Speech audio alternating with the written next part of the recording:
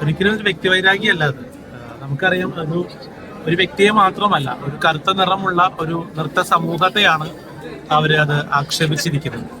അതുകൊണ്ട് ഇതൊരു വ്യക്തിപരം എന്ന് പറയാനായിട്ട് സാധിക്കില്ല. കാരണം വ്യക്തിയെ ആക്ഷേപിച്ചുകൊണ്ട് ഒരു സമൂഹത്തെ മൊത്തം ആക്ഷേപിച്ചിരിക്കുകയാണ്. നമുക്കറിയാം, അതിൽ പറഞ്ഞു വെച്ചിട്ട് കറുത്ത നിറമുള്ള വിദ്യാർത്ഥികളെ പഠിപ്പിക്കാൻ മത്സരത്തിന് അയക്കില്ല എന്നും, കറുത്ത നിറമുള്ള വിദ്യാർത്ഥികൾ മോഹിനിയാട്ടം കളിക്കാൻ നന്നല്ല എന്നും, അതേസമയം വെളുത്തവർ കഴിച്ചാൽ നന്നതാണെന്നും പറഞ്ഞുകൊണ്ട് ഒരു സമൂഹത്തെ അല്ലെങ്കിൽ നമുക്ക് പ്രതീക്ഷ അറ്റുപോകുന്ന രീതിയിലുള്ള മോശമായ അഭിപ്രായ പ്രകടനങ്ങളാണ് ഇത് നടന്നു വന്നിരിക്കുന്നത്. അതുകൊണ്ട് തന്നെ ഒരു വ്യക്തി എന്നുള്ള രീതിയിലല്ല ഇതിനെ കണക്കാക്കുന്നത്. വ്യക്തിക്കപ്പുറം ഒരു സമൂഹത്തെ, നാളെ കറുത്ത നിറമുള്ള വിദ്യാർത്ഥികൾക്ക് നൃത്തം പഠിക്കാതെ അല്ലെങ്കിൽ കല പഠിക്കാൻ കഴിയാത്ത രീതിയിൽ അവരുടെ പ്രതീക്ഷയെ താറുമാറാക്കുന്ന രീതിയിലുള്ള ഒരു സ്റ്റേറ്റ്മെന്റ് ആണ് അവരുടെ ഭാഗത്തുനിന്ന്.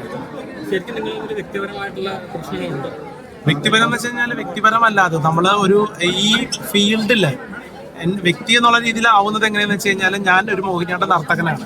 അപ്പൊ മോഹിനിയാട്ടം ആണുങ്ങൾ ചെയ്യുന്നത് അവർക്ക് ഇഷ്ടമല്ല. അപ്പോൾ ആ മോഹിനിയാട്ടത്തില് ഒരു PhD പ്രബന്ധവും അതുപോലെ തന്നെ ഇത്രയും വിദ്യാഭ്യാസവും നേടുന്ന ഒരു വ്യക്തിയാണ് ഞാൻ. അതല്ലാത്ത ഒരുപാട് പുരുഷ നർത്തകര് എനിക്ക് പുറകിലും ഉണ്ട്, നമ്മുടെ ഈ സമൂഹത്തിൽ മുഴുവനും ഉണ്ട്. പക്ഷെ ഇത് ഇപ്പോൾ ഞാൻ രംഗത്തേക്ക് ഒരു ഡോക്ടറേറ്റ് നേടി ഡോക്ടർ RLV രാമകൃഷ്ണൻ ആയപ്പോൾ എൻ്റെ ഒരു ഉയർച്ചയിൽ, അതുകൊണ്ടാണ് ഇതൊരു വ്യക്തിപരമായിട്ട് നിങ്ങൾക്കൊക്കെ തോന്നുന്നത്. ഒരിക്കലും വ്യക്തിപരമല്ല. ഈ രംഗത്തേക്ക് ഇനി പുരുഷ നർത്തകർ കടന്നു വരാത്ത രീതിയിലുള്ള ആക്ഷേപങ്ങളാണ് ഉന്നയിച്ചിരിക്കുന്നത്. വിവാദമല്ലാതെ ഞാൻ പറഞ്ഞിരിക്കുന്നത് തീർച്ചയായിട്ടും അദ്ദേഹത്തിന്റെ ക്ഷണത്തിൽ ഞാൻ സ്വീകരിച്ചു. അന്ന് എനിക്ക് നൃത്ത പരിപാടിയുണ്ട്.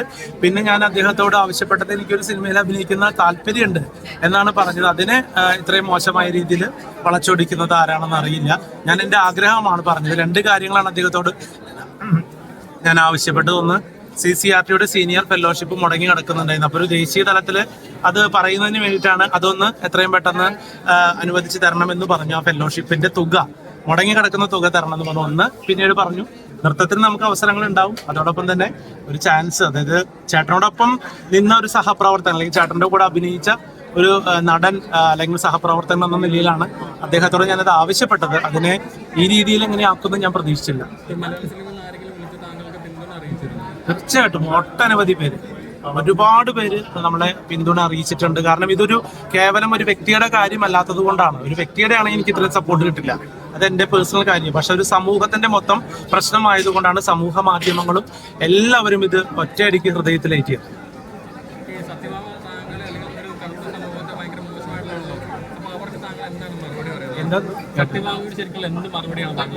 അല്ല, ഈ സത്യഭാമയോട് മാത്രമല്ല എനിക്ക് പറയാനുള്ളത്. ഇതുപോലെ ചിലപ്പോ ഉള്ളിൽ പതുങ്ങിയിരിക്കുന്ന ഒരുപാട് ആളുകൾ ഇവിടെ ഉണ്ടാവും. അപ്പൊ നാളെ ഇത്തരത്തിലുള്ള ഒരു സ്റ്റേറ്റ്മെന്റുകൾ ഒരിക്കലും ഇറങ്ങാൻ പാടില്ല. അല്ലെങ്കിൽ ഇനി സമൂഹത്തോട് ആരും തന്നെ, നൃത്താധ്യാപകരായാലും അല്ലെങ്കിൽ മറ്റേത് രീതിയിലായാലും ഇത്തരത്തിലൊരു ബാഡ് മെസ്സേജ് നമുക്ക് ഉണ്ടാവാൻ പാടില്ല. കാരണം കല എന്ന് പറയുന്നത് സർഗപ്രതിഭയാണ്. അത് നമ്മുടെ മനുഷ്യരുടെ കഴിവാണ്, ജന്മന കിട്ടുന്നൊരു കഴിവാണ്. അതുകൊണ്ട് തന്നെ അതിനെ വ്രണപ്പെടുത്തുന്നത് ശരിയല്ല. അതുകൊണ്ട് ഇത്തരത്തിലുള്ള ചിന്താഗതിയുള്ള സമൂഹത്തിന് എല്ലാവർക്കും വേണ്ടിയിട്ടുള്ള ഒരു പാഠമായിട്ടാണ് ഈ അവസ്ഥയെ നമ്മൾ കണക്കാക്കേണ്ടത്. ചേട്ടാ, അതേപോലെ അവര് പറഞ്ഞേക്കുന്ന സ്റ്റേറ്റ്മെന്റിനെതിരെ ചേട്ടൻ കേസ് ഫയൽ ചെയ്യുകയാണെങ്കിൽ ഡിഫോമേഷന്റെ പേരിൽ ഒന്നില്ലെങ്കിൽ 2 വർഷത്തേക്ക് അവരെ തടവ് ചെയ്യപ്പെടാം. അതല്ല സിവിൽ കേസാണ് ഫയൽ ചെയ്യുന്നുണ്ടെങ്കിൽ ചേട്ടന് നഷ്ടപരിഹാരം അവരുടെ കയ്യിൽ നിന്ന് വാങ്ങാൻ പറ്റും.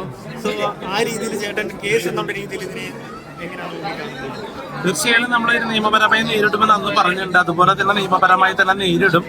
ഈ ഒരു പ്രശ്നത്തിന് മുൻപിൽ എന്തൊക്കെ പരിധിയിൽ വരുമോ ആ പരിധി അനുസരിച്ചുള്ള നിയമ നടപടികളിലേക്ക് നേരിടും. സ്വാഭാവികമായിട്ടും അദ്ദേഹത്തിൽ നീങ്ങി കഴിഞ്ഞാൽ മറ്റുള്ള ഒരുപാട് ആളുകൾക്കും ഇതിനെപ്പറ്റി കുറച്ചുകൂടെ അവയർനെസ് ആയിരിക്കും. തീർച്ചയായും ഞാൻ നേരത്തെ പറഞ്ഞല്ലോ, ഇതിനൊരു സമൂഹത്തിനൊരു പാഠമാവരുത്. കാരണം ഒരുപാട് കുട്ടികള്, കുഞ്ഞുമക്കള് നൃത്തം ചെയ്യുന്നവരുണ്ട്. ഇതുപോലെ ഇപ്പൊ ഈ അഞ്ചക്കള്ളക്കൊക്കെ എന്ന ചിത്രത്തിലെ പോലെ ഒരുപാട് കറുത്ത മുത്തുകൾ നമുക്ക് കൂടി ഉണ്ട്. അവരുടെ ഒന്നും പ്രതീക്ഷ അറ്റുപോകരുത്. അവര് നാളത്തെ ഭാവി വാഗ്ദാനങ്ങളായിട്ട് ഒരുപാട് ആളുകൾ നമുക്ക് വരേണ്ടതുണ്ട്.